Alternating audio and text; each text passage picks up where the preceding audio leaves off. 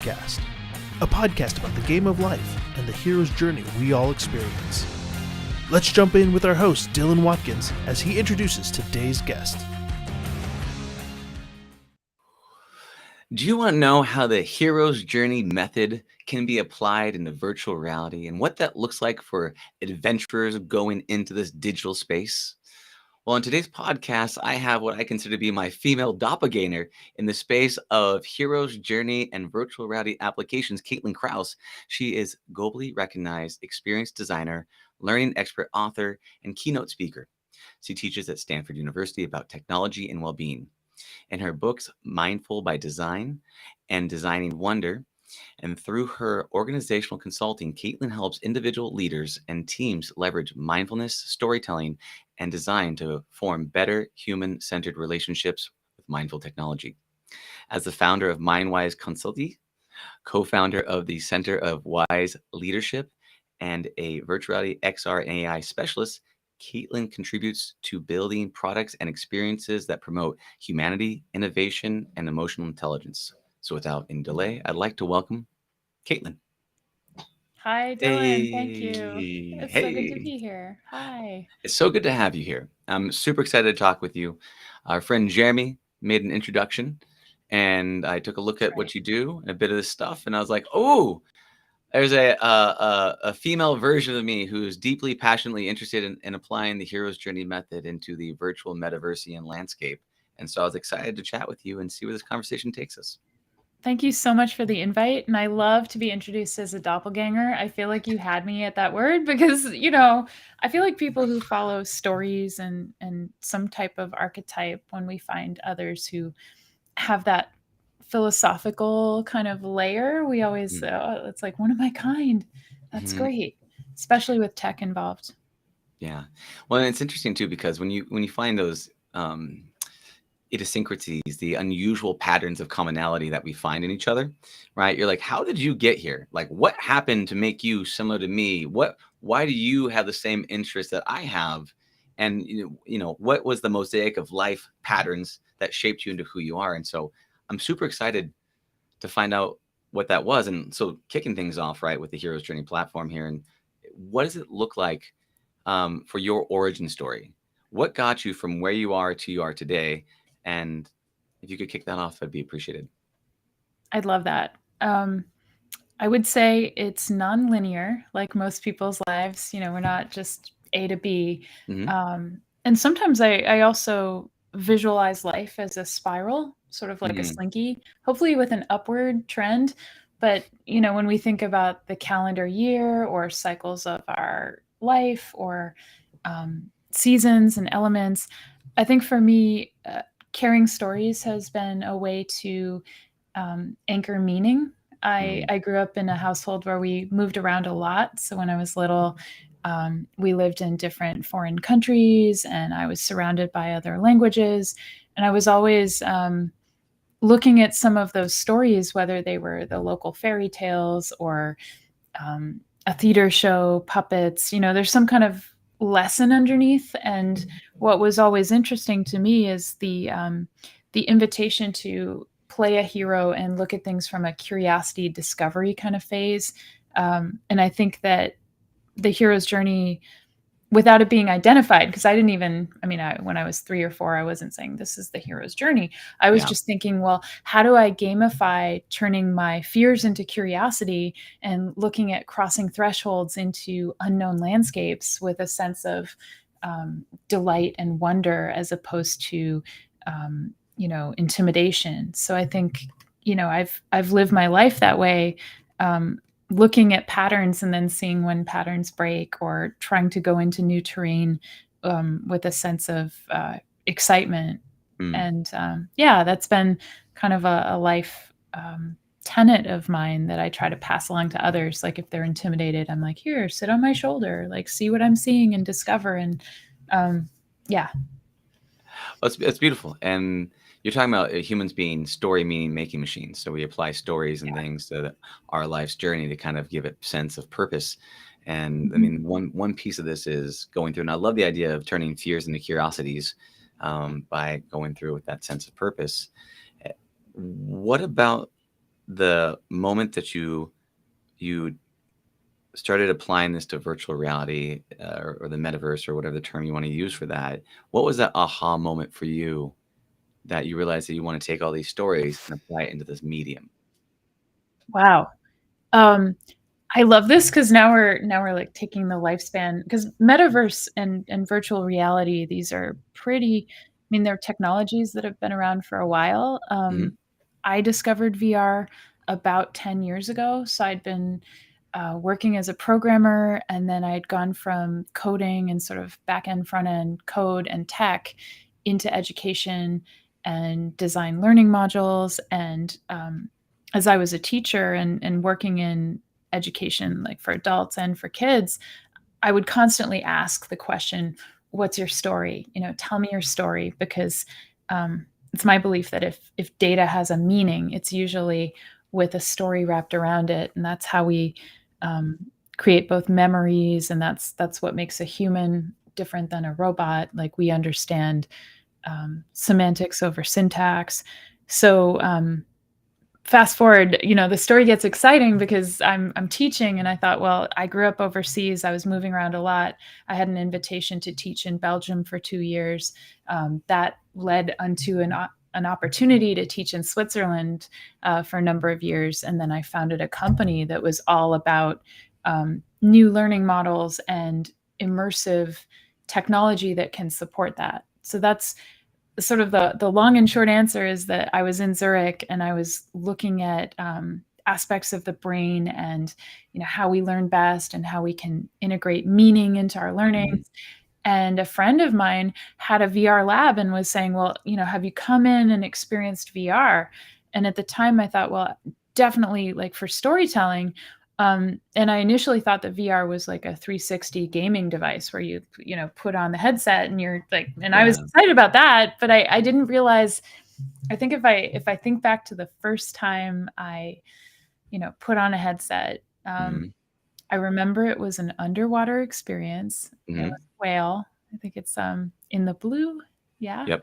Um, and I immediately felt not loud, but like really quiet. I had this feeling of intimacy, like, oh, there's all this wonder around me. And rather than be overstimulated, I started to realize, with my mindfulness background and my practice, like, this was a landscape where I could shine a light of intention, and feel really nurtured, and then start to have that question, like, am I Caitlin in this experience? Do I get to be a fish? What's the invitation here to play and to get involved um, in a space that feels both really vast and also very, very focused and very pure. So I think I fell in love right away with the potential of the technology, and then just wanted to somehow um, build a career path that could involve that in some way. Mm. That's awesome. And you're right. In terms of humans, I mean, the reason why we have stories is that it was the original knowledge tool.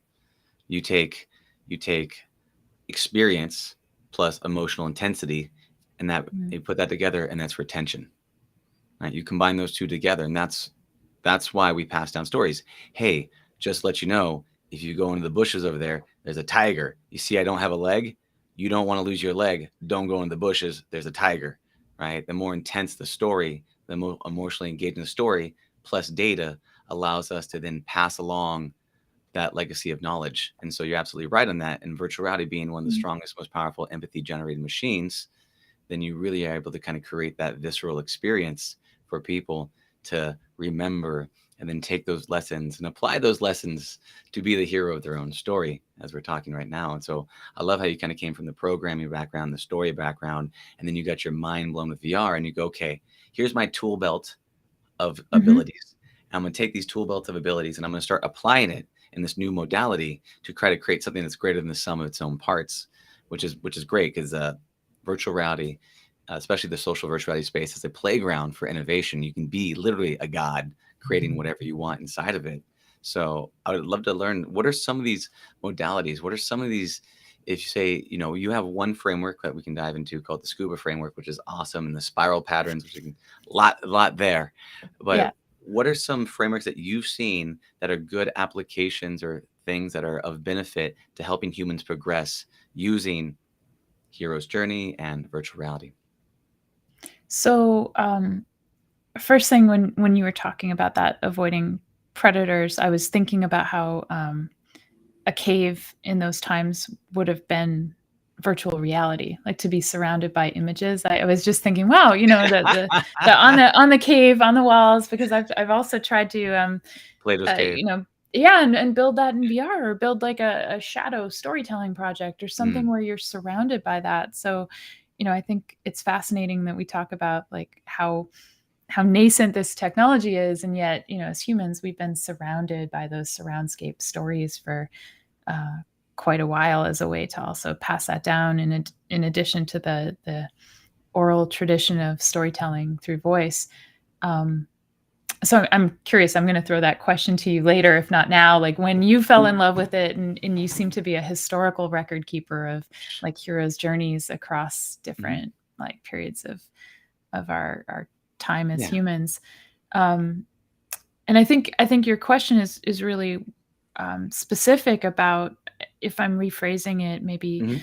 um, what learning methodologies we Let me can have. rephrase. Yeah. Let me rephrase it Hmm. for you, and Hmm. I'm happy to touch on this other point. So, Yeah. I'm absolutely fascinated with human progress and human growth and the hero's journey. It's a framework. The hero's journey is a framework for human transformation, human progress, human growth. Yeah. You set off to go onto an adventure, and you go and level up by going through difficult challenges and overcoming them, and letting go of your ego and identity to raise up to become something more for yourself or the people in your community. Right? That's the Yeah. nuts and bolts of what we're talking about. And that is something that is ubiquitous across humanity. Right? And that's one of the things that we strive to do. We are you know, creatures of progress, right? Because we honor it. But at the same time, we're lazy monkeys. We'd really like to Right. grow, but we really want to stay comfortable. And in that duality, is the excitement and the drama that unfolds. So I'm very fascinated with understanding it, studying it, lesson stories and insights to inspire the listener, the reader, the experiencer of the podcast, of the virtual reality experience, or whatever it is, to be the hero of their own story, much for my own self and much to, help others people along the path. So Hmm. that's a bit about my jazz. What the question is about was this: you coming from a programming background, right? You came from a story meaning making background. You Yeah. tried virtual reality, and you're like, okay, great. I have new learning modalities, right? Inside of this new medium, applying a oldest time pattern of storytelling. So what have you come across, being someone who is a historian, researcher, passionate about growth and progress, and applying it to this new medium? What are some frameworks or things you've discovered that have uncovered, said, wow, when you take this framework of the hero's journey or school of method or whatever, and you apply it into this medium, you get these types of results for human progress, growth, or transformation? Does it make sense? Oh yeah. Oh yeah. It made sense both times. I like to Okay. have you repeat it though, because I think for listeners, there's so many layers. And I would say, first off, there's the layer of, why is this meaningful? Because I think, time is a commodity. Like, why do we want to go through that process of, say, transformation and Mm, maybe discomfort and disruption? Where within that model is there a space for, let's just say, trust? Because to cross any threshold involves a certain amount of, usually a hero would be intimidated by that. And there are a lot of people who are maybe slightly intimidated by the vulnerability of having another layer of their experience, whether it's putting on a headset, what's going to happen in there, sure. is it flipping my brain inside out? Which it is, in a way. You're getting different sensory inputs, and you're kind of, Yeah. you're trusting, you're surrendering. It is a little bit of that Michael Singer, right? Like Mhm. the experiment of surrender, and what happens as you go into that. One of my favorite parts, like the apotheosis of being in those worlds where you can face your shadow side. Um, what I find, without being prescriptive about it, because all of these methodologies, if I'm picking something up, I'll Yeah. tell somebody I'm giving a framework so you can see something to push against, Mhm. and the whole time I'm inviting somatic practice, someone to feel into their own body, to be really visceral about a VR experience, and also to question constantly. It's invitation over prescription. Like, what Mhm. am I doing? It's a hero's journey. It's not a hero's outcome. It's not a hero's, I think we focus a lot in business and life, like what are the KPIs and what am I in it for? And how can I guarantee myself some kind of, upward spiral out where at the end of the journey, I'm going to have this, this, and Yeah. this as my takeaways. And for people like that, I don't discredit that. I say, give it a go, trust the ride, and also, let's put it this way. I think that VR is a language. And so part of what I'm building is a fluency model where it's like learning that sometimes you're going to be in worlds where sounds become colors. And that's, there are aspects of synesthesia. Mhm. Sometimes you're going to be surprised by the way that something looks and feels, and it might bring up a memory in a different evocative way. Um, so the real concepts and the real tools that for me are um, even more animated. Like I'm looking here. I have books. I have books beside me. Um, Mi- Mihai Csikszentmihalyi. I wrote this book called Flow, and Yeah. Hey, he's it's a a good book. hero of Yeah. mine. Talk about heroes of reality. I don't Totally. know, like he's passed away recently, and I Yeah. feel like if there were a chance to go back in time and to say to him, "Hey, come into one of those VR worlds that I've built that's meant to induce a creative state of flow." You Yeah. tend to see some of his tenets and principles, like talk about application. You have a lower sense of attachment to one identity. Mhm. People go into VR and they have curiosity and delight that's kind of putting them into a childlike state. Your sense of time, it's been proven to be diminished so that, and I've had that, time and time again where I'm in VR, I think like 15 minutes have passed Yeah. and it's really an hour because A, it's so fun for us.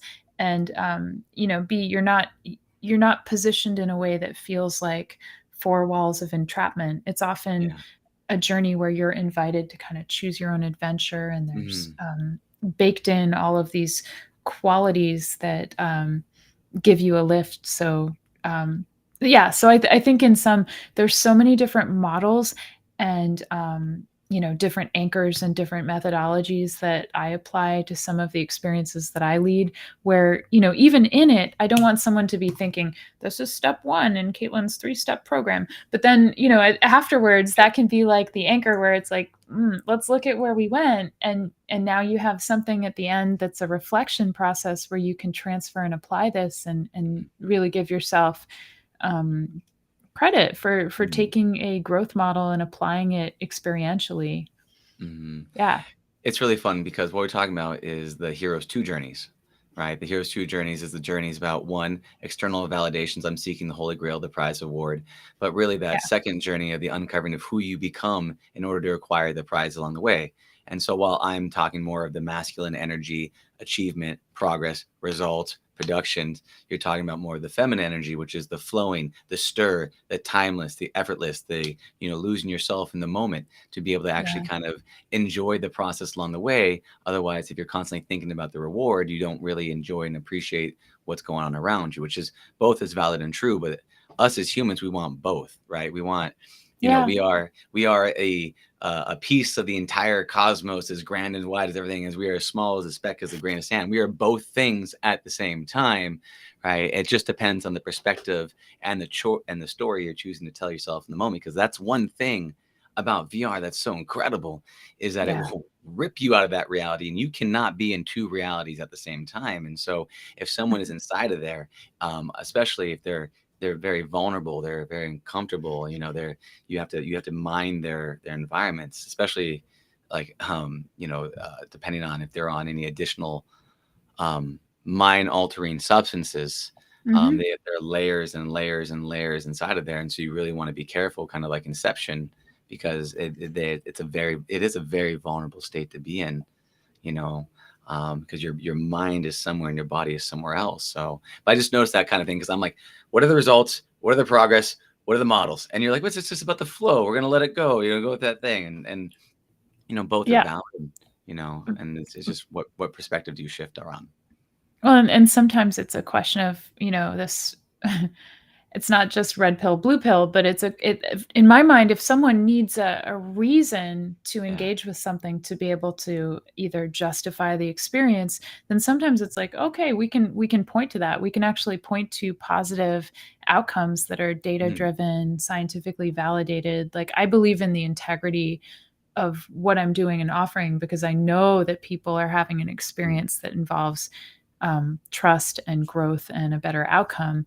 That being said, I'm asking somebody else to engage with that crossing the threshold, knowing that everybody has a freedom of choice and also freedom of being able to be the agent of their experience.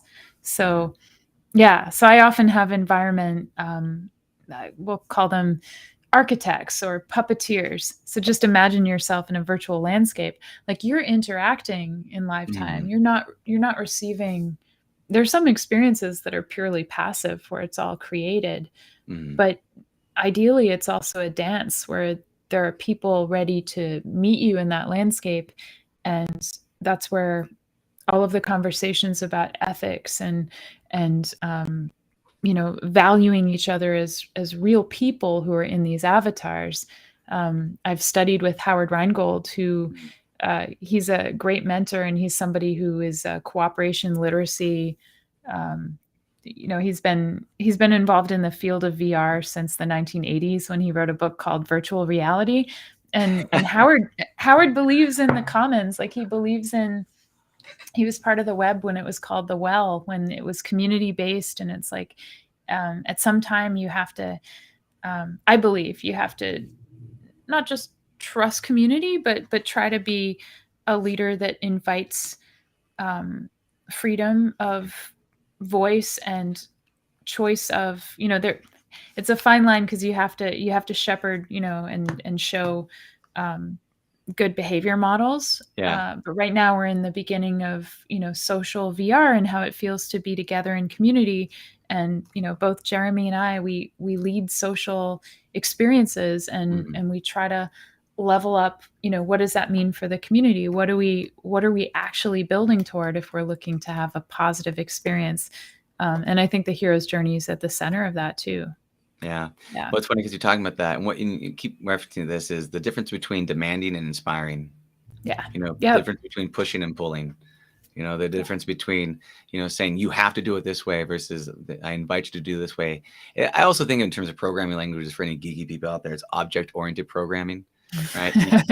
Yeah. So, you know what I'm saying? You can only make Yeah. requests, right? You can't force Right. another object to do its thing. You got to say, hey, request sent, and you can whether you choose to accept it or deny it, whatever that might be. And if you're good with that, then that's usually a great place to. I've noticed that a lot of unhappiness comes from, expecting everything else to be different. I've seen the most unhappiest people are the people that wishes everything else was different besides themselves.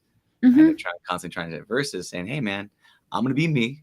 I'm gonna go this way. You can be you. Yep. You do you new, and I'm gonna go this way. And you can pick and choose what you want. And so, I think it's great. I think it's a great way to inspire. And one of the interesting, weird collisions that we're having right now, that you're talking about, is we have this weird paradox of moving away from this digital age where people are used to having trolls and YouTube comments and the most horrendous things because you're behind a mask, behind a wall on a keyboard and nobody knows it.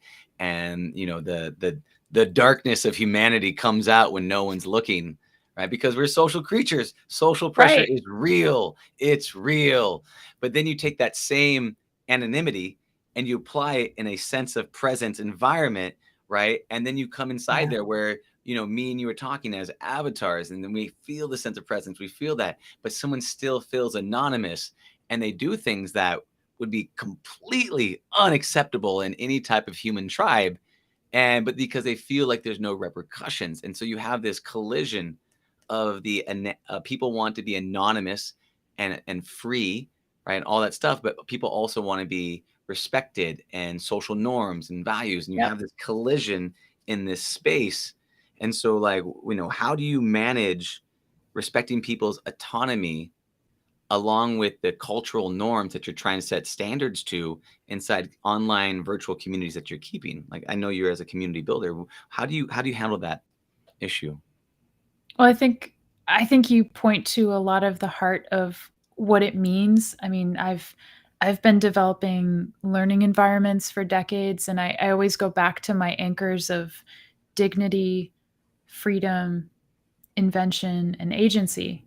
And so sometimes when I mean this is like the four cornerstones where even when I'm leading a meditation, sometimes I say, and I can do it even now, like, what does it mean to hold my body in a state of dignity, which doesn't mean like overly formal, but like really how am I positioning my shoulders and are my feet on the floor? And if I micro adjust, like, do I feel like I'm actually in alignment? And you ask people to hold themselves in dignity, and then they start to look at their physical body in a different way. And how often we hunch, or we're in this age of like hunching over phones or like doing things for the sake of getting it done as opposed to the actual process. So what's the process of being together? In VR, sometimes I'll gather people around and say, let's form a circle. Well, how do you form a circle? I just say, make sure your back isn't to anybody else. And when I say make sure your avatar back is not to somebody else, then you start to see people considering each other. Like, oh, what is that? Like, what am I doing? I'm not just receiving what's in the center for me, but I'm like, oh, am I actually excluding somebody from a virtual space, which could actually, I mean, if we could fly, some places have flight, so then it becomes a sphere. And like, oh, how is that different when you're in a sphere? Because we all face what is the quote unquote campfire, whether there's one there or not. We want to share these stories, and we want to Totally. bring out the heroes in each other. And I think there's more to be said in this empty space, which there's an African word, sawubona, which means it's that space for when someone says, how are you? And you actually genuinely listen to the other person who wants to share how they are. And I believe that some people are aggressive. I believe that there are other people who just need to be heard and recognized. And the concept of sawubona is actually, how do I have to be for you to feel free? Like how do I have to show up in the moment to attend to a community that wants to value a freedom that's constructive rather than destructive, which somehow has to be nuanced and has to encompass that my quote unquote right way might not be an either or. Like it's I've never believed in a zero sum game. So I think Dylan, like this question is about, I think, taking time, because people who are impatient and they just want to like, come on, let's get on with it. It's like, yeah, that's true. And sometimes these communities that we're building are about the space to just dwell and be okay with that. Like VR can do a great job, I think, bringing people together in a shared space where, sure, there's a purpose.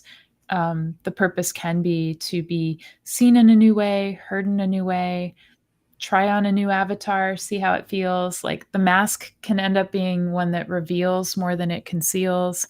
And this is where I'm like, you try to learn in a linear way, and then I'm like, oh, let me throw in something that like the overview effect, where suddenly we're in outer space looking at planet Earth, like not in a way that makes you feel uncomfortable physically, but like, can we change our perspective enough that we stop attaching to Dylan's story or Caitlin's story? Like this is where I think Hero's Journey can really help with those big questions about culture and ethics. And I think it can play a role without being so like preachy. Well, that's the thing. The preachy is the hard part, right? It is. It's finding that balance of living by certain standards, without saying you need to do this too. Right? Exactly. I really, and when you that sawubona, is that how I say it? It's sawubona. It's like Sawubona. SAWUBONA. Yeah. Oh, I like that. Is how do I need to be for you to feel free? And that really is a sense of, when I talk a lot about like heroes versus villains. They both have power. One is of service to the people, while the other one is of service to themselves, right? And you kind of figure out, okay, how do I need to be in a place so that you can feel free to show up however you want to show up and say, I'm going to keep this space. I'm going to keep this environment. I'm going to keep you safe. You got this. You're good. And sometimes they're known as guardians, or they're known as other things. They keep the area, like with dogs. And I had a cute little dog. One of my favorite things when I have a dog is when you're sitting around at a campfire, dogs will they'll put their back to the campfire and they'll watch outwards. They'll set guard to make sure that everything's good. They're here, they're with you, but they're also protecting you, and you feel a sense of protection inside of that environment. And that's good. And that creates meaning for the dog. They feel good. It makes meaning for us. And so I love that. How do I need to be so you feel free? And the thing is this, I think that there is, you mentioned this earlier, and I want to touch on it. It takes trust to cross that threshold, to take that. And I've noticed that the richer and the more expensive and the older the suit, the less likely it is that someone's going to put on a VR headset. Just from what I've seen, there's a sense of identity associated and a certain amount of poise that people have.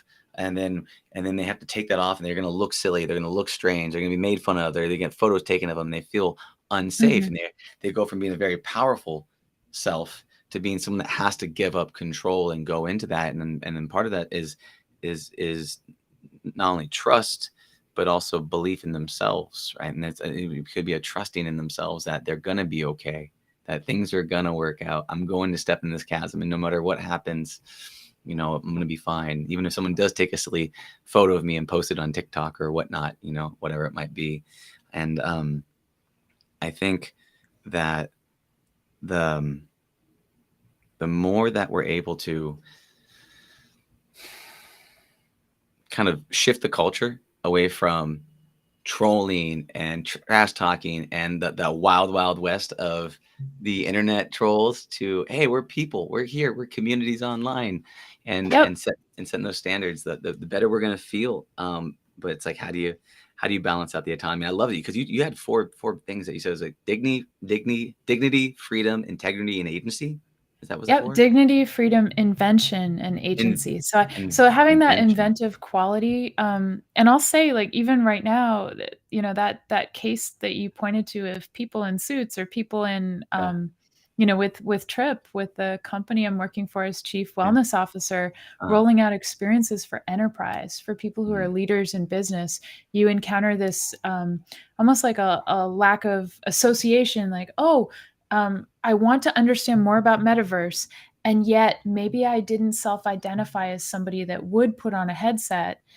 And then you kind of catch this wave of excitement when you start to position both how exciting it can be, which is why when you see those pictures that look awkward, you also see people in a pose that I call wonder face, where their mouth is in a wide O, because it's like, wait, don't you want to experience that? I have a thought around that, yeah. by the way. But yeah. So it's like that's one of those points that you can use, like pointing to that. And then also now part of the programming that I'm rolling out has those people as executives in groups with other executives. So it's like a cohort where you have these almost like co-heroes along the hero's journey, where part of it, because it's social, you can have meditations in VR by yourself, you can have gaming experiences by yourself, and that animation with the social experiences and the way that you can learn and share collaborative details and information in a new way, and have leadership models in VR,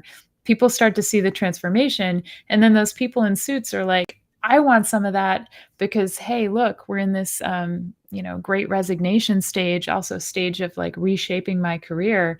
And I want to future-proof the way that I'm perceived in my own company, and also the way that I approach this liberating future. So I find it's a time that's almost like your double layer of hero's journey, where if we can reframe that story that someone's been carrying about their relationship with tech, they start to see digital wellness in a new way. Yeah. So a couple of pieces. Okay. I can tell. Thing the one. So in terms of that face, I have a thing that I came up with, and I don't know if it's true. This might be some bro science or whatever coming at you. I'm not 100% sure. We'll go there. Yeah. We'll go there. So I think that that face that you get is a rendering issue. I think that what that is the sense that whenever, graphically speaking, your computer, your graphics card is trying to render, you put World of Warcraft on max and you turn it on high, and all of a sudden you go out into that vastness, right? The card kicks up and starts starts crazy.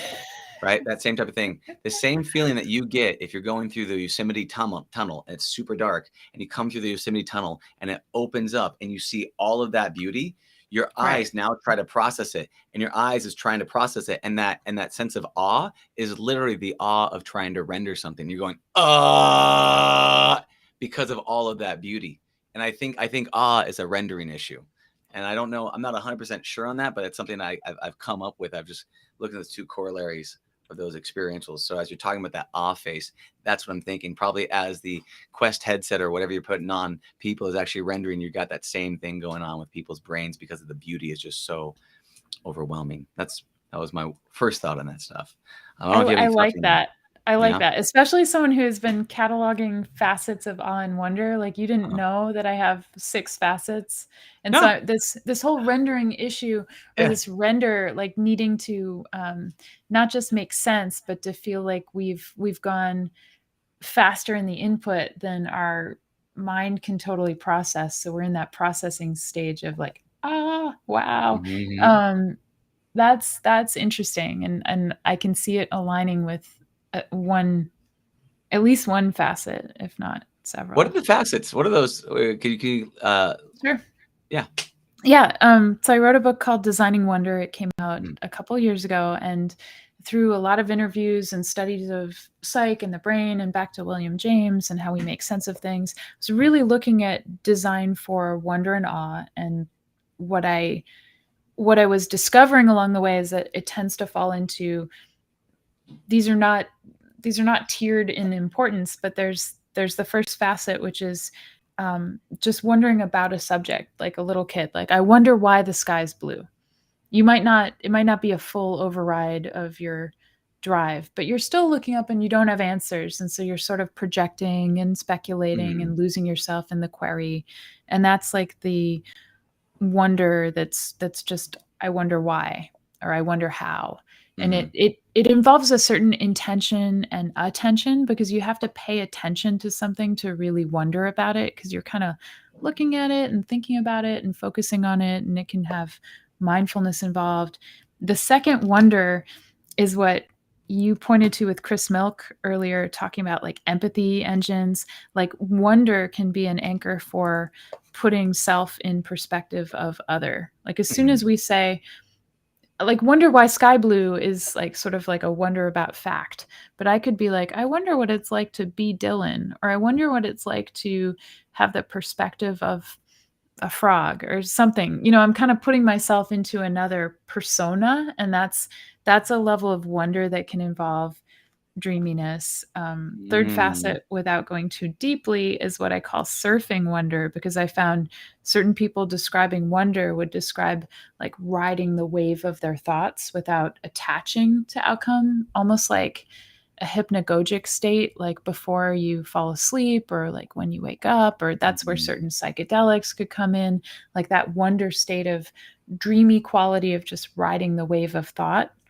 um, Mm. Fourth level of wonder is um, a deep sort of awe state, like an astronaut has when, like, I would call it the overview effect, like that awe and wonder of Yeah. being both big and small, cosmos, tendency to err toward some kind of deeper contemplation, or like a deeper than empathy, kind of having compassion. Like, you start to see, oh, it's not just me and I out for myself. Like, that wonder leads you to be like, oh, everything's connected. It's like the global oneness, or the Unity. cosmos one. Yeah, unity, which then leads to this wonder fifth state, which I don't have a word for it, but it's kind of like the gestalt, when you're in such a deep state of wonder and unity that the sum of the parts, like the whole, is greater than picking apart, and you kind of feel like you've been there before. Like, I'm Mhm. just so in a zone of wonder that everything is synchronized, and then this level of wonder beyond anything else probably has to do with the spectrum of people who study wonder, like Dr. Keltner at Berkeley, who started Greater Good Science Center. He does all kinds of books and investigations on wonder, and he was telling me in an interview that eventually you break down wonder, and it's like one of the strongest firings in human emotion at the far end, away from the other side, which is anger. And so, like, what is that pure emotion of wonder? When it fires in the brain, it might happen just for a split second, like it, or less than that. Like the firing of wonder doesn't happen for very long, but it's so powerful that I'm still investigating. Anyway, but I love wonder. I Yeah. feel like it's a reason, you know. It was Yeah. supposed to be in that movie about what was that cartoon movie that had all the emotions as little colorful balls? Oh, That yeah, were Inside Out. Good Inside movie. Out. Yeah, Yeah. they had this professor, Dr. Keltner, and they Yeah. did an interview with him and said, "How about all these emotions?" And he said, "What about awe? What about wonder? Like, we need that awe wonder emotion because you only have joy. She's the only good one. And then you have three others that are all negatives." And he's like, "We need more positive emotion." Yeah. So anyway, That's so yeah. great. Well, that's Yeah. awesome. It's really cool because, you know, I'm tracking along this. You're talking about the spectrum of wonder, from just curiosity to perspective to a slipstream consciousness to unity to gestalt to the combination of spiritual and physical to this. The father was, well, I was still trying to wrap my head around that last concept of this like all enticing. I was trying to like it was like you're causing me to expand my horizons of perspective as you're going at it. I'm like, okay, unity, that's it. That's the edge. And then your Yeah. gestalt, it's like, okay, well, what's beyond unity of all things? Okay, well, what's beyond that? I was like, all right, I'm mentally and emotionally stretching my limits here on what's possible, which was Yeah. beautiful, which was I beautiful. And mean, the last one honestly is not in the book because I haven't yet right, codified, like, is that yeah, actually a thing, or is it yeah, like there's an Isaac Asimov short story called The Last Question, and it's probably before its time or after its time, but in the story, like, the humans are asking this this machine, this, like, it could be yeah, AI, but they're basically asking, how do we reverse entropy? And they keep going through the story, and in each epoch of time there's a different version of human, you know, and it starts very individual, and then yeah. without giving too much away, it kind of comes full circle, and maybe that's it. Like, maybe we just stop with the fifth facet of wonder and we should just be done because there is no other. And then, you know, he the end of the short story, if anyone listening to the podcast reads it and Yeah. wants to have a conversation, it's kind of about that like Mm. loss of self, because I guess that's my question to you. In the hero's journey, is it an Mm. individual hero on the Oh, journey, or is it like a hero, like, you know, I believe that we are well, all heroes. Is it? so Yeah. okay. Well, there's a couple pieces to unpack with that, per usual. Uh, you know, life is an adventure. It's more fun to play with your friends, right? And you know, going on this adventure, you have your individual growth and you have the growth with collaboratives, you know. And in terms of innovation and metals, you generally have like a hub and spoke design. If you look at like the eudaimonium machines, right? You're going to come together to really be able to kind of come together to think on things, and you hub out and you grow, and then you come together and you collaborate and you hub out and grow, and you have that pattern of behavior of you know, it's a so on the hero's journey you have side quests, right? You have things where people go off and they go individually level up, and but then sometimes at the end you have, you know, it ends in this epic 23 movie series where now all the superheroes from Marvel come together to take on Thanos, right? So if you look at that, Exactly. each person Yeah. goes off on their own journey, right? To go level up, to come back, to be more for the tribe, right? So you can be, Mhm. you know, I had one of these insights when I was on a large amount of plant medicine, and I was struggling very, very, very hard. And I had this insight, and it was really these words that came to me, which was, you know, for them I am. You know, for Mm. them I am strong enough, for them I am capable, for them I can, you know, for them I can be more, for them I am enough, right? And so sometimes if you can't do it for yourself and you can't do it for external reasons, and you can't do it for the glory, you know, sometimes you can find strength in doing it for the tribe and the people around us, right? So Wow. whether you do it on yourself or with people, you know, it's to each their own. I think we want to be strong individually, but when we become strong by ourselves, and then we tie that in with the strengths of everybody becoming strong, that is humanity's strength is the ability to collaborate through space and time together, and it's one of the biggest competitive advantages that allow us to dominate the planet, right? Yep. Our ability to come together. And so that's some thoughts around the journey. And sometimes you got to go on your own, and sometimes you got to go with friends. It just kind of depends on what is it called for. Is this a level 5 boss, or is this a 30 man raid that you need all of your friends? So Yeah. I mean, I raced cross country growing up and was pretty competitive as a runner, and people see it as a solitary sport, but the times that I raced the best, I was digging deep, and my go-to was always remembering, like, I'm not in this race alone. I'm doing this for the team, and then I would individually in my mind think like their names, and it's interesting. The first virtual reality, the OG reality, your imagination, right? The original virtual reality. You're like, I think it. Well, that's why I often make friends with long distance athletes or people who are, whether it's a runner, biker, swimmer, like whatever people do where they have to be in their own head for a long time and have to keep themselves entertained to a certain level.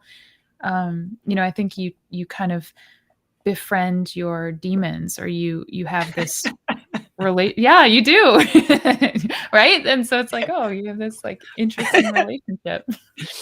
Now you're talking, so when you're befriending your demon, just so you're struggling in a space where you have, your egoic self or something else that's saying, hey, you should quit. You should go get a Pepperidge Farm cookie and go sit by the road and drink a gallon of whole milk and just quit this whole thing, right? And so you have to kind of hang out with them and say, look, man, I get this. I know this sucks. I agree. We both agree this sucks, but we're going this way, which is a challenge. I mean, the endurance mind has to not like I believe pain is real, back to somatics. It's like there are real cues. There are also cues in our body when we've reached something like a threshold that we can push beyond, and whatever's intimidating, you can kind of lean into it and say, oh, that's something that's kind of intimidating. Why? And you get to choose then, like the hero, like, are you going to kind of take that opportunity to really like dig deeper and start to come up with that belief that you're going to feel only when you're at your breaking point, and you get to decide, and then you get to decide like, oh, maybe some things are not going to turn out outcome based the way that I would hope for, but I'm going to find out. Like, I'm going to risk it all and find out what it feels like to go there, as opposed to take the safe road, like the Pepperidge Farm cookie, which will be there. The funny thing is that it will be there. It'll be there for me. I know that in my history, ways to gamify that experience, ways to have humor with myself, those are all present, and they can be present in VR worlds too. Like the chance to have both gravity and levity, because that's what I believe in.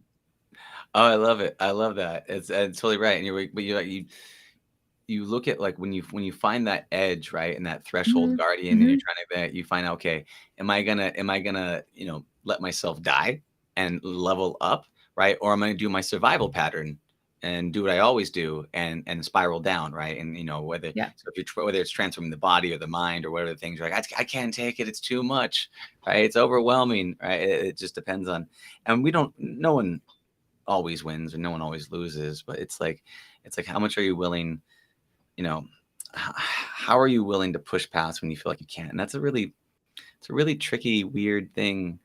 And one thing that's coming to my mind right now is Jeremy said something to me that like made me stop, and I was like, holy shit, like this is really intense. He talked about a moment, and I have a question for you based upon this. He talked to me about how he has communities inside VR, and it's such a meaningful and powerful community, that he's had people, and talked about end of life, where someone's actually taken their last breath inside VR with them. Which is, I mean, you want to talk about a precious moment, a meaningful moment, a moment of something that is you only get one of them, and what are you going to do with that one last gift to give? And that is a really powerful thing that I think a lot of people that haven't tried virtual reality, they don't I think they really understand the power of the connection that you can have in there and the impact that you can have, and what does it feel like to create bonds.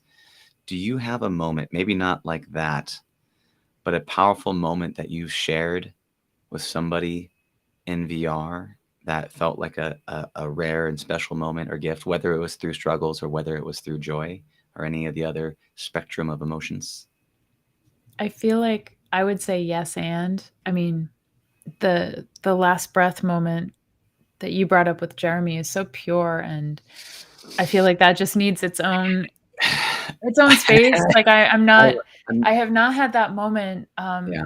and yet I can see exactly why that's so beautiful and why it has a vibrancy of being a moment of transcendence, because Yeah.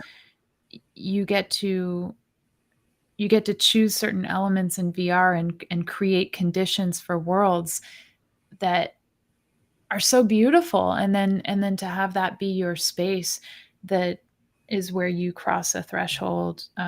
There's it's amazing, and also, Mm, for other people who haven't tried VR, I can tell you, you go in and have maybe one idea about what it'll be, and it's an experience that's purely yours, and different each time. Like, I've never had the same experience in VR. It's always different. mm, Um, and that's based on the humans and the different human that I am. It's like mm. viewing a great piece of art. It's always different based on your conditions when you come to it to have an encounter. Yeah. So what comes to mind is experiences, recently with MindWise, Mm, when I started running experiences in VR, I would often frame them in a hero's journey kind of model. And mm, I've had recent wellness experiences with collaboration groups that involve leaders coming, and if you can, just picture, we had moments where we were doing a hike together, taking people from one area of entry and then crossing different portals.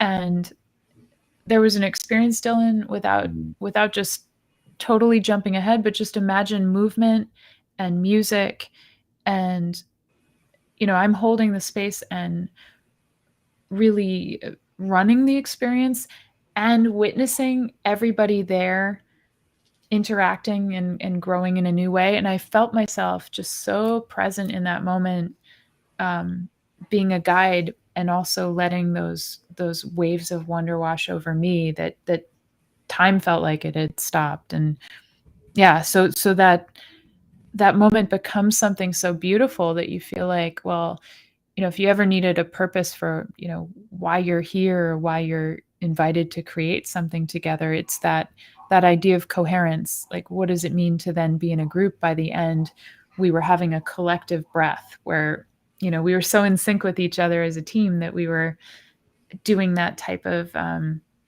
engagement together. And then you get to hear people sharing in a circle about how they mm. came in with a certain expectation, and then they're leaving with something greater. So yeah, for me, it's beautiful. And anyone who's curious about it, invite you to take that ride and see what it's like, because VR constantly is surprising me with moments like that are greater than I could have expected. Yeah. You're talking about that collaborative flow, right? Hmm. Everybody being in group Yeah. flow together, and you Yep. start to get that rhythm, start to be in sync. It's really powerful. Now, when you're saying MindWise, do you have an application, or is it a model that you use inside other um, commonly available social VR applications? I'm just trying to wrap my head around that. So MindWise is the consultancy that I founded. So I Mhm, go into other applications mhm, and sometimes run workshops, sometimes mhm, give talks. I'm the designer of the experiences. So I mhm, know how to code and build, and have teams that make that possible. Sometimes too, depending on the scale. And then mhm, now coming to Trip and being their chief wellness officer, that's awesome too, because I can be part of designing those experiences and be part of hosting them with enterprise groups and other groups. And, Trip is just such a great team and, founded with all of those values and principles that I saw that as like, okay, then I get to work with Jeremy and other people that are doing this at global scale. So I still, love that position. And then I'm still teaching at Stanford, also in the wellness department. The course is digital wellness, and the subtitle is really designing a healthy relationship with technology. And I think that's really cool, because the designing of healthy relationships is a human-human relationship mediated by tech, and also a focus on things like tech addictions and how I feel about my phone and whether I have a pattern of relationship with technology that could be improved. So so being involved in like the academic side at Stanford lets me access research and work with different departments. So this is where I get into this, like, we are multifaceted creatures having all of these affiliations and companies and work that we do. For me, that makes life great at the end of the day, because I see positive impact. Yeah. It's always awesome because we were both individuals and we were also part of the collective good. And you're talking about taking things, which is the thing of taking innovation and doing applied innovation, which is what universities, and then taking those university knowledges into spaces. And that happens a lot. And that's actually really beautiful, because a lot of times things can die in the lab inside the universities and the places. So when you can bring it out and give it new life and have it carry on, it's a beautiful thing. Yeah, it's so sad when they die in the lab. I'm like, don't let that die in the lab. And every experiment should be, yes, exactly. It's like we need to access that great research and put it to use right now in ways that are for good. Otherwise, it just becomes like some kind of dusty. Exactly. Yeah. And I didn't mention it, but the secret passion that I also have is for creative writing and poetry. So I have an MFA in creative writing. I love poetry. I love short stories. I love fantasy. So so I delve into sci-fi, as well as like whenever I have free time, I'm writing a poem or composing something and kind of riffing off that. I love that. Yeah. Big sci-fi fan, audiobook listener. And I think that sci-fi is, the mother of technology in a way, that it gives birth to the inspiration. Fantasy obviously sells us a lie that then technology needs to live up to. Lawnmower man and insert things, and then you're like, oh, that was incredible, and it's like, okay, now you got to go build it. Like, oh crap, how do I do that? And it's always a thing. So do you have a sci-fi or any like go-to writer that's like your secret passion person, like whatever they put out, you're gonna read it or wish that you could turn it into a VR experience? Take this question in whatever way you want, but like, who's your hero in the sci-fi realm? Oh, that's fun. So I mean, I got a lot of them. I have big fans, but I would say, one of my current favorites is a guy named Shirtaloon. That's his gamer name, because Pantaloons was often taken. And he writes a book called He Who Fights with Monsters, which is it's a lit RPG book. If you're familiar with those. And so, are you familiar with lit RPG? I am. Yeah. So I'm a big lit RPG fan. I've had a number of the authors on my podcast. And his whole thing is based around that quote. If you, I forget the exact, I think it's like a Machiavellian quote or something, that if you fight monsters, beware, because you might become them. And his whole book is based around that. It's the challenges that the guy faces and the journey that he goes through to try to keep his humanity while battling demons and monsters and things. And it's very well done. And so that's one of my favorite books. And that's the dude I've had on a couple of times on the podcast. Awesome. When he comes down and around, I'm going to go hang out with him and go grab a deep fried burger with him when he flies from Australia to here. So I'm very excited. It's one of the beautiful things about the podcast. I get to meet really awesome, cool people that I really respect and enjoy, and I get to have a really intimate conversation, and connect with them on passionate topics like this. Like, super fun. Like, it was great. Like, it's super fun to go back with you on these things and go back and forth and chuck this thing. We're kind of playing jazz with our words. You make it easy, I will say. Yeah. We make it easy. So well, we speak the same languge, so it's like if like, here we go. If you're talking to me about fantasy football, this would be a very hard conversation. I'd be grasping at straws. I'm like, yeah, I don't know what you're doing here. So that's why it's good. I try to have people on that I resonate with, and so when I saw the outside, I'm like, this is gonna be a very easy, casual conversation. Wow. Question for you though. Yeah, of course. What about you? Favorite book, favorite author, favorite thing? If you could turn into a thing. Oh gosh, I have so many. I have a lot. I really like the story Arrival. Like I was watching it again as a film, and it was a short story by Ted Chiang first, and I think I might even have it up there.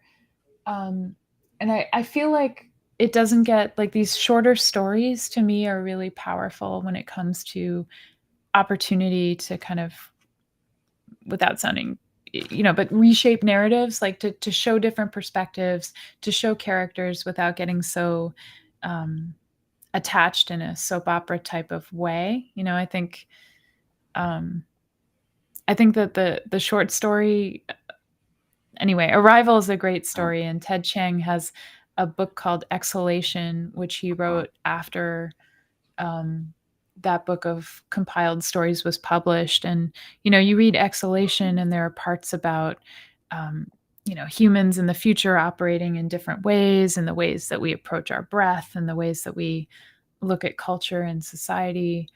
And I just think he has a great mind, so I'd love to riff with him, or have him become involved in RPG worlds.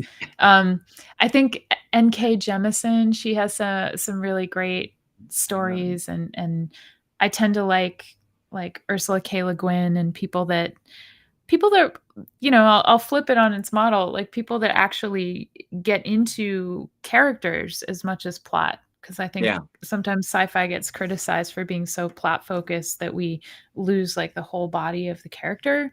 And so I kind of like ones where you feel like, oh, characters are kind of flawed, and there are a range of different types of people and creatures that are portrayed, because we can be so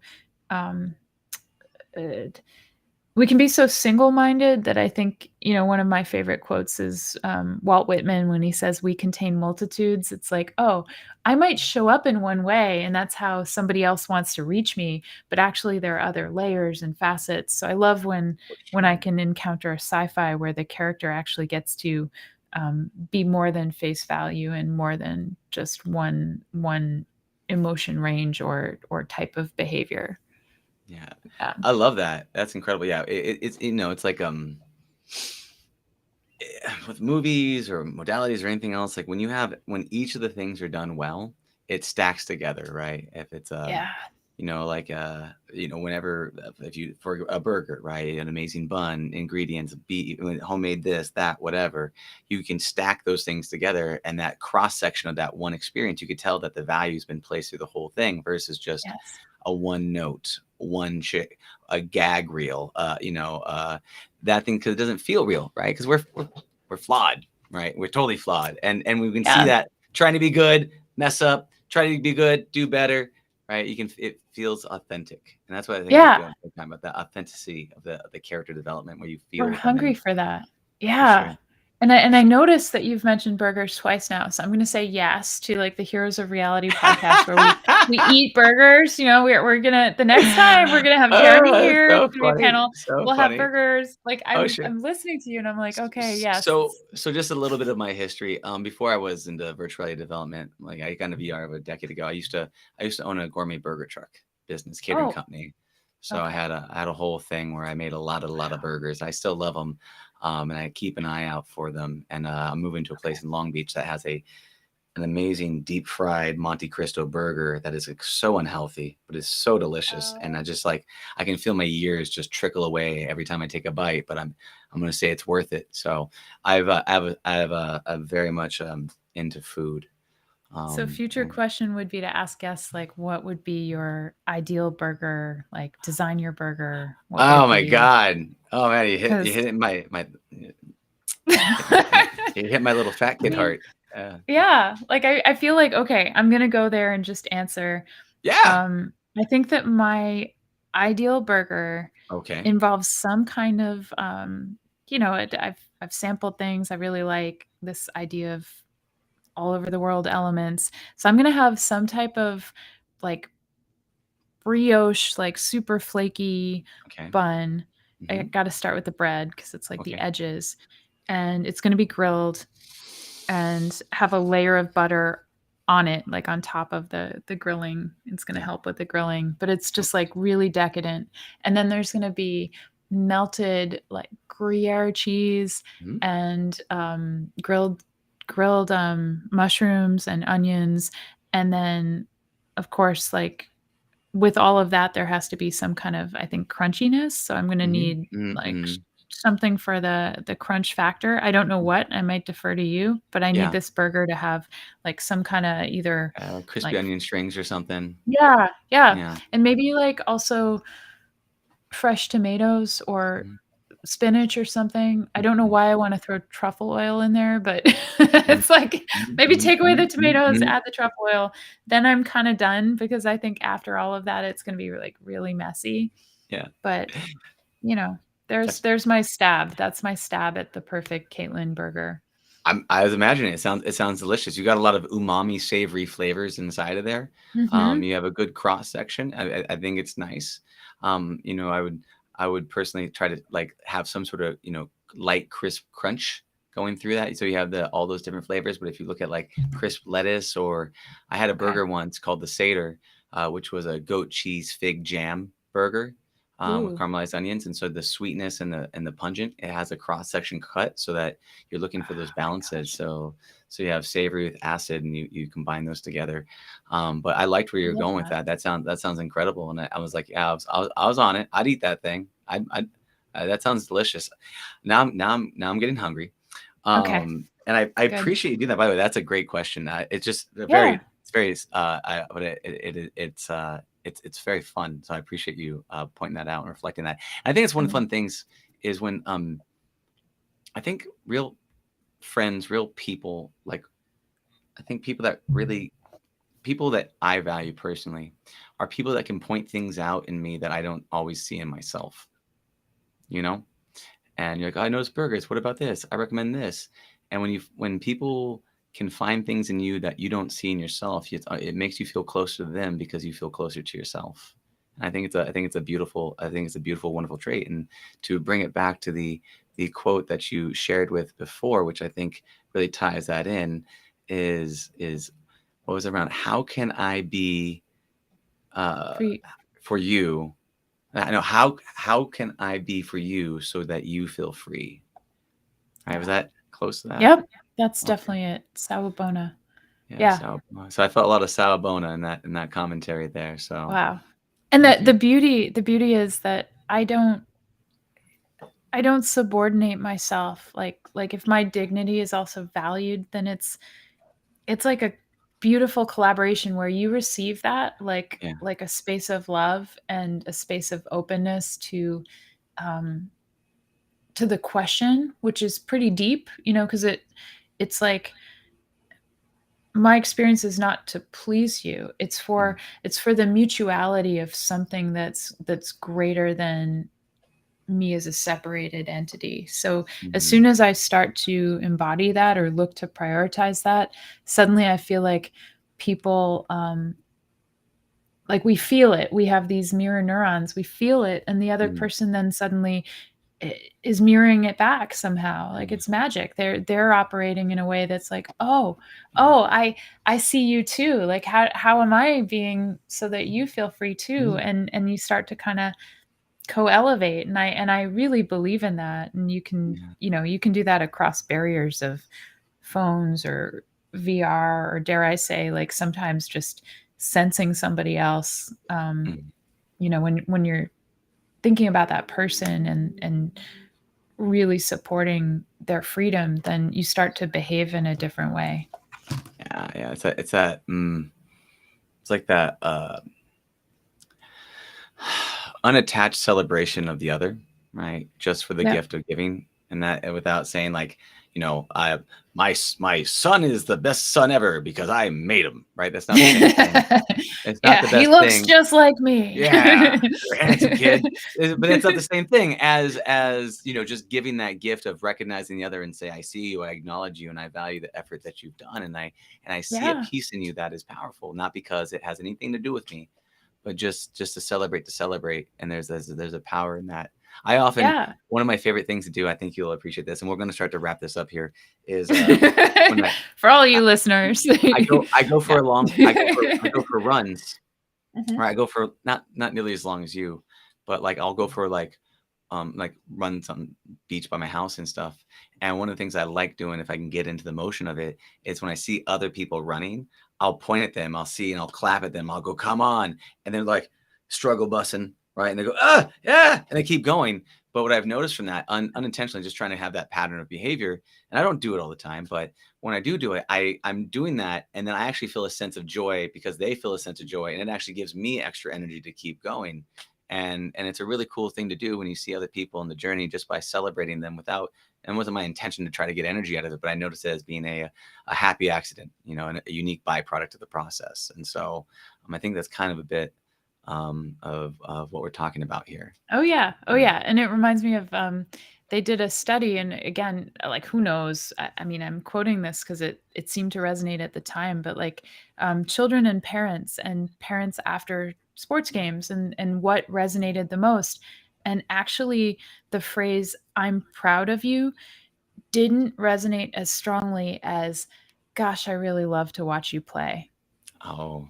And what came out of that for me is like, wow, imagine all the kids, like, of course they're excited to perform for parents, or to be, worthy of praise, or earning some kind of like pride.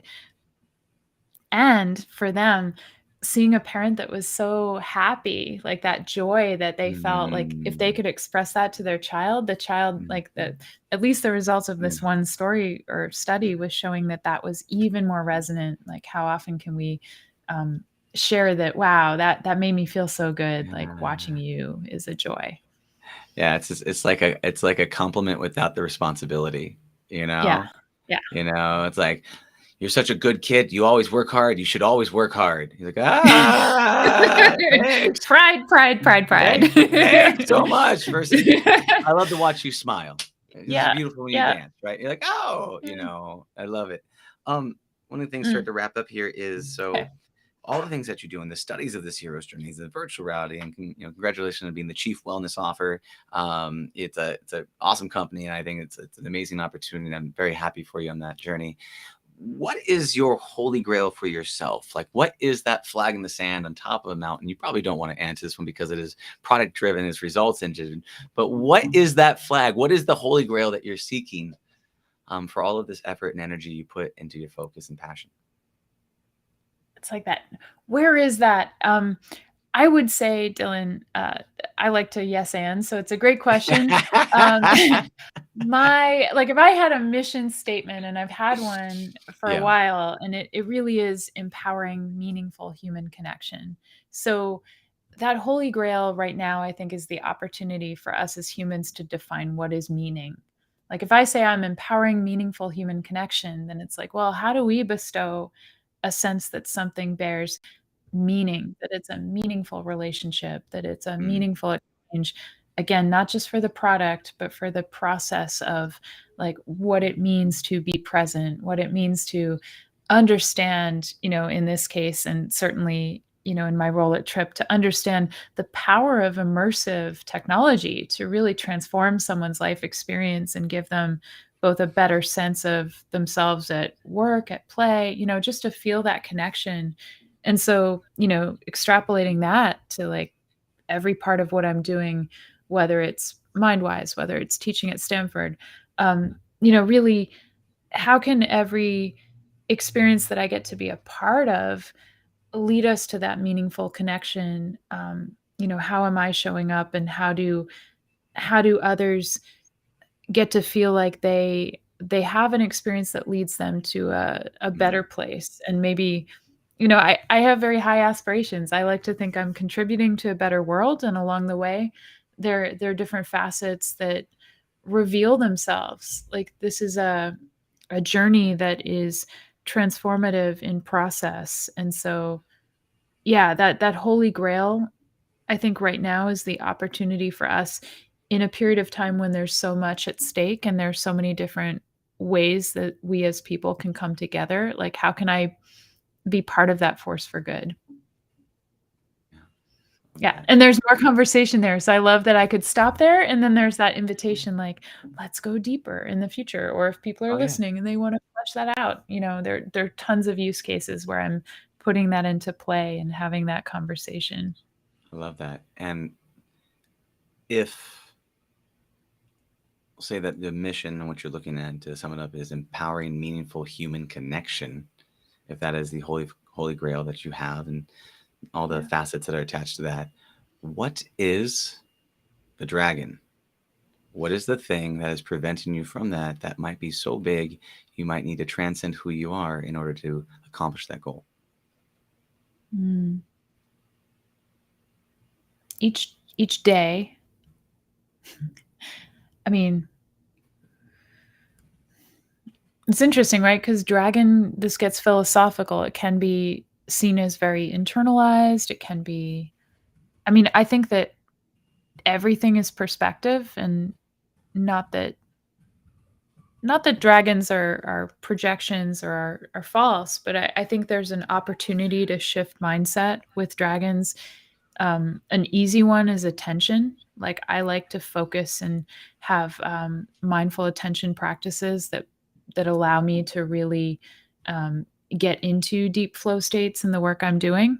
I believe, if we're using the burger metaphor, as much as I can put my intentionality into what I'm cooking, then the person that's tasting it can kind of feel that in the energy. So I know that I have to be disciplined about both my intention and that creation phase, because ultimately the experience someone else has depends on me doing that self-care, doing what I practice.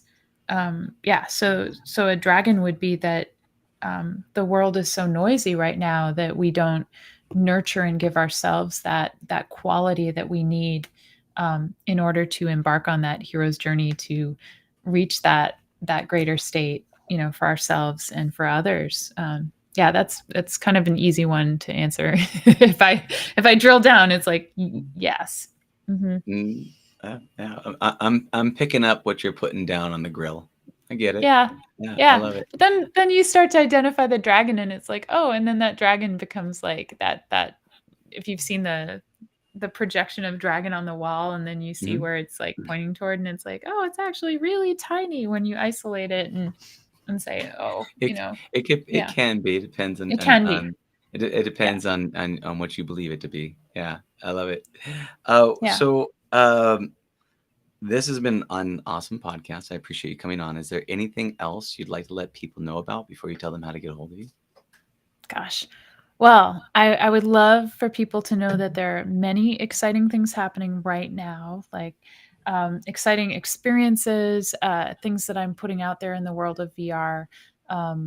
Trip has so many things coming up in the next quarter that involve personal experiences with VR. So that's true for MindWise as well. So anyone who's curious, who wants to get in touch with me, you can definitely look at trip.com and find me there. You can also look at my website, which is caitlinkrause.com. And there you have access to some of the resources and the research and a way to reach out directly to have a conversation with me.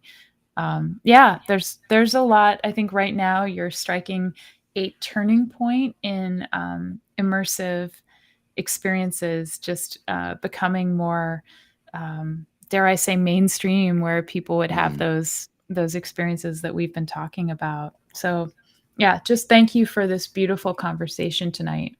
Yeah, thank you as well. It was a true honor and pleasure. I appreciate your time, and I'll see you on the other side. Sounds great. Thanks. All right. Bye, Caitlin. Take care. Thank you for listening to the Heroes of Reality podcast. Check out heroesofreality.com for more episodes. While you're there, you can also take the Heroes Quiz to find out what kind of hero you are. Or, if you have a great story and want to be on the podcast, tell us why your hero's journey will inspire others. Thank you for listening. See you on the other side.